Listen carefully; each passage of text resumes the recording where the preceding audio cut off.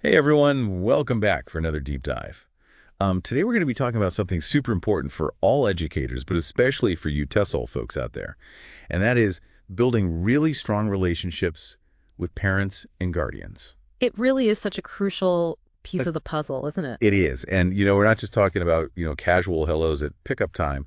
Mm. This is about real collaboration, especially when we think about how you're all weaving language development into the rest of the curriculum. That's a big task. It is, and family involvement can make such a huge difference when it comes to language acquisition.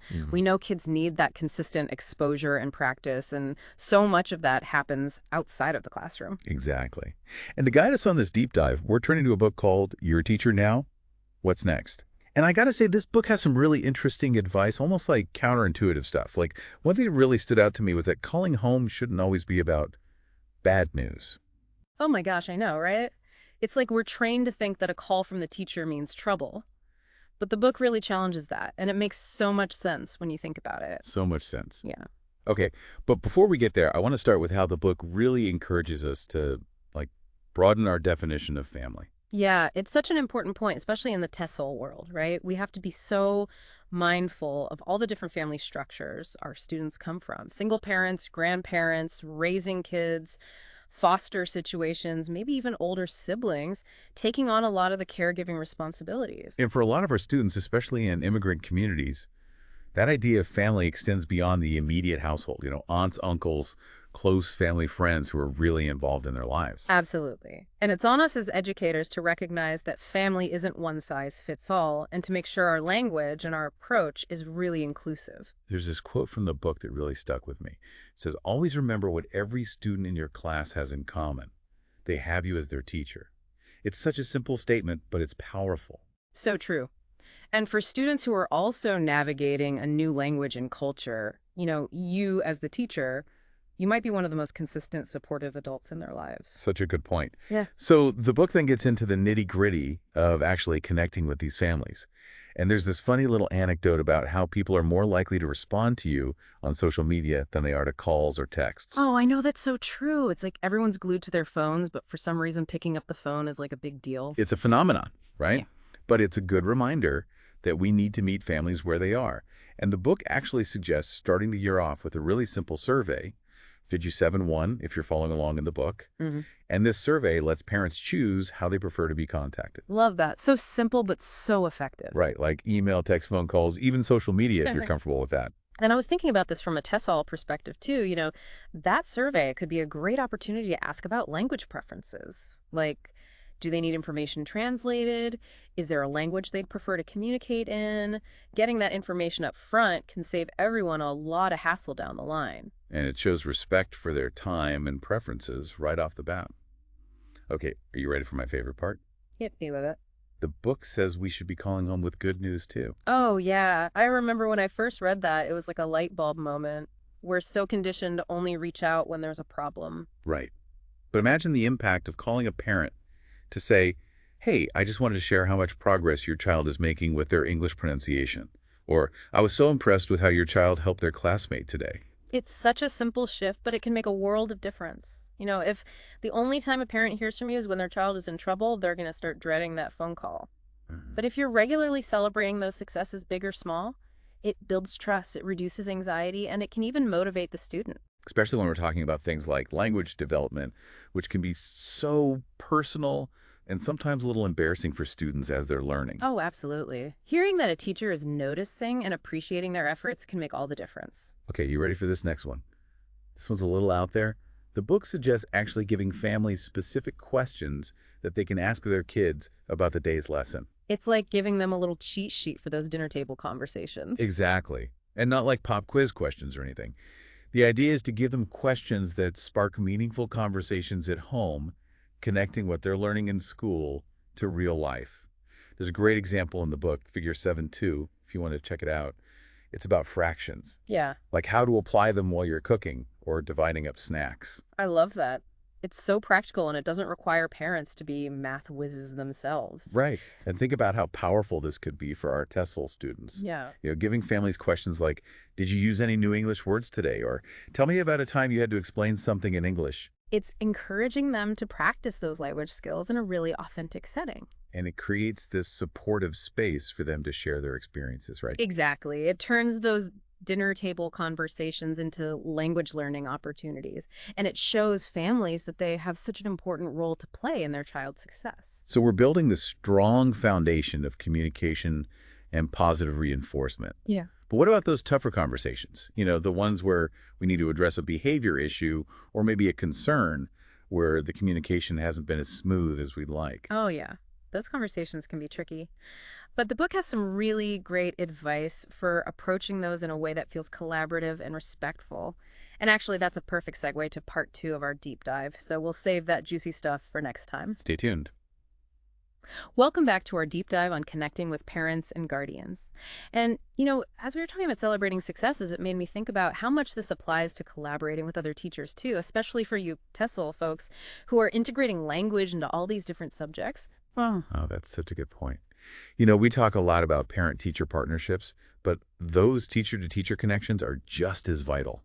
We're all on the same team, right? Working towards those same goals for our students. Absolutely. And when we have those strong relationships with our colleagues, it just makes it so much easier to share ideas, provide support, celebrate each other's wins. Imagine a science teacher coming to you and saying, "Hey, I noticed your student used some really specific vocabulary during our plant unit. They're really blossoming." I love that. That would be amazing. It makes the collaboration feel so much more genuine and organic. Okay, but back to the book. We're about to dive into those trickier conversations, the ones that can feel a little intimidating. Right, like addressing a behavior concern or maybe a situation where communication hasn't been as smooth as we'd hoped. Hmm. The book's advice here is pure gold.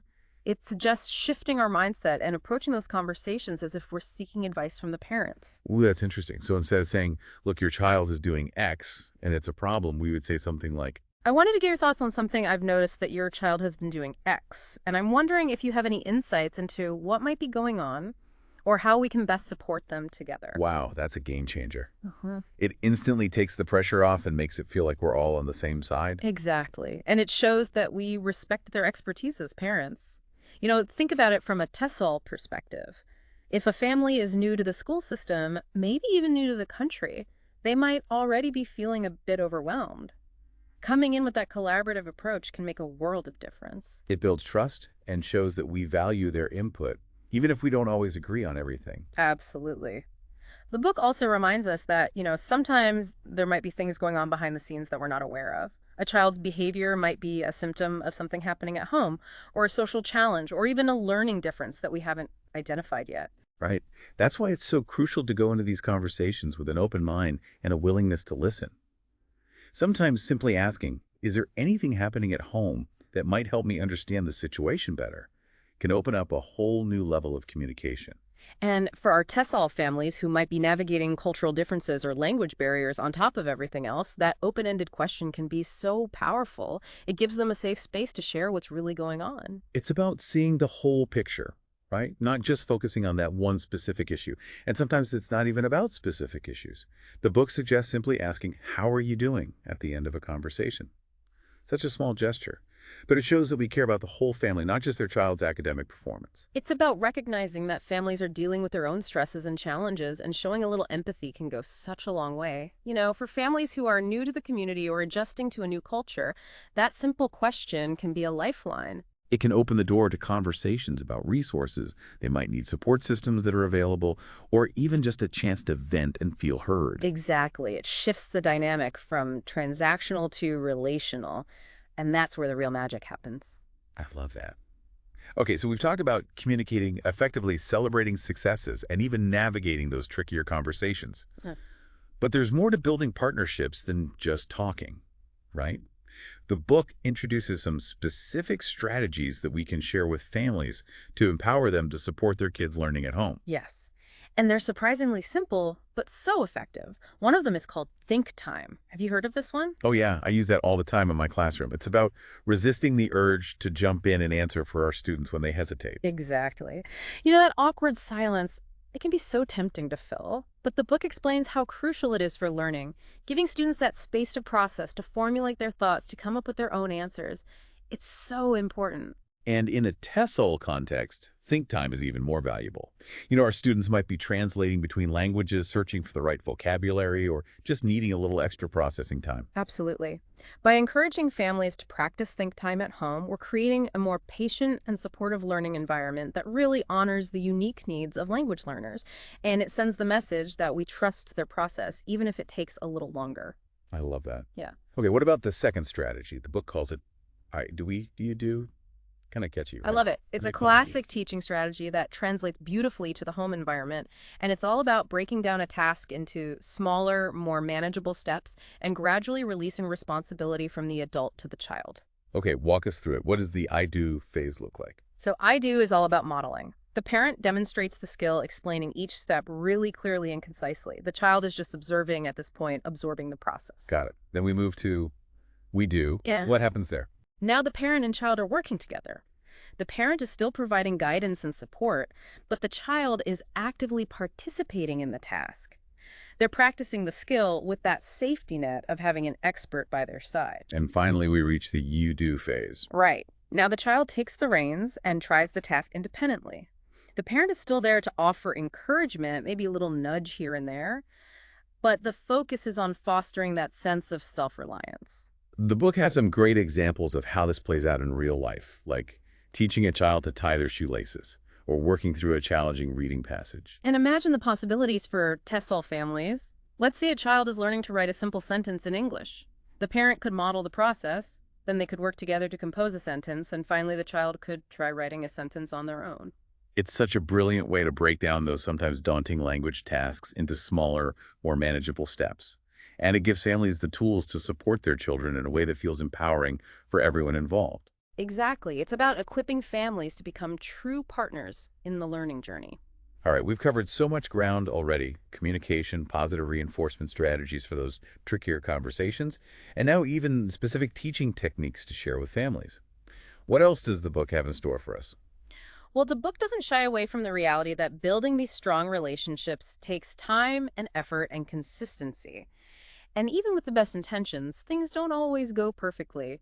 There might be misunderstandings or cultural differences that create challenges, or even just plain old human error. Right, it's not always sunshine and roses. Hmm, And sometimes we need a little extra support to navigate those bumps in the road. exactly. And that's what we'll be exploring in part 3 of our deep dive. We'll look at some of the potential pitfalls of parent-teacher partnerships and how to overcome them. We'll also talk about how to cultivate a sense of genuine collaboration and mutual respect even when things get tough. Welcome back to the final part of our deep dive.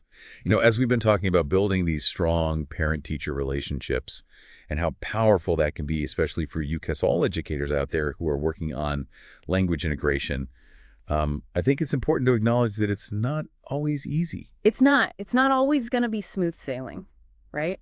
We're all human. Families have their own things going on. We have our own perspectives, and sometimes those things clash. But they do. The book actually talks about this. Those moments when communication breaks down or expectations aren't aligned. Yeah, and it offers some really good advice for getting things back on track. Mm-hmm. One thing that really resonated with me was this idea of like de-escalating a conversation when emotions start to run high. It's so easy to get defensive or feel personally attacked, especially when we're passionate about our students. Oh, I've been there. Huh? Sometimes a parent will say something that just triggers me, and I had to really take a deep breath before I respond. Me too, me too. And the book suggests using phrases like, I hear what you're saying, or help me understand your perspective. Just simple things like that to acknowledge their feelings without necessarily agreeing with everything they're saying. It's about creating that space for open dialogue without letting things spiral out of control. Exactly. And, for our TESOL colleagues, this can be even more crucial. Imagine a parent who's frustrated because their child is struggling to learn English. They might be projecting some of their own anxieties onto the situation. Right. It's about meeting them where they are with empathy and understanding. Absolutely. And being able to de-escalate that conversation and redirect it towards finding solutions together, that's a real skill. It is. And it makes me think about something else the book touched on: the importance of being proactive in addressing cultural differences. Yeah. Instead of waiting for misunderstandings to happen, can we actively seek out opportunities to learn about our students' cultures and families? Yes, 100%. It could be as simple as, asking families to share a favorite tradition or a story from their culture, or even just being mindful of holidays and celebrations that might be important to them. When we show that we're interested and respectful of their background, it builds such a strong foundation of trust. It does. And think about it, it can even become a learning opportunity for the whole class. Yeah. Invite a parent to come in and share a traditional song or dance or talk about what life was like in their home country. I love that. So the book also talks about the importance of setting clear expectations from the beginning. Oh, yeah, that's crucial. And this is key in any parent-teacher relationship, Hmm. but especially, I think, in a TESOL context where you might have language barriers or different cultural norms around education. So Yeah. what does that look like practically? Is it like sending home a giant list of rules and policies? Oh. Not necessarily. It's more about having those open and honest conversations about things like homework expectations, communication protocols, how families can best support their child's language development at home. The book suggests even sending a welcome letter at the beginning of the year outlining these things in a friendly and inviting way. I love that. It sets the tone for a collaborative partnership right from the start. And it could be a great opportunity to ask families what their expectations are of the teacher. Right. It's a two-way street. The Hmm. book also emphasizes the importance of ongoing communication throughout the year. It's not enough to just have that initial conversation and then hope for the best. Right. Yeah. We need to keep those lines of communication open. Regular newsletters, updates on student progress, even just a quick email or phone call to share a positive anecdote. It all goes such a long way. And technology can be such a great tool for this too. Think about creating a class website or a social media group where you can easily share information and connect with families. Or even use a tool like Remind to send out quick text message updates or reminders. It's amazing how much easier it is to stay connected these days. So to wrap Mhm. things up, I think the book really drives home the point that building these strong parent-teacher partnerships, it's not just a nice to have, it's essential. And the effort that we put in, it really does pay off in so many ways for our students, for families, and for us as educators. Couldn't agree more. When we create those strong connections, it creates this ripple effect of positive change that extends way beyond the classroom walls. So well said. And on that note, we want to thank you for joining us on this deep dive into building those strong and lasting relationships with families. And we hope you walk away feeling inspired and maybe even a little bit more equipped to tackle this important work. Thanks for listening.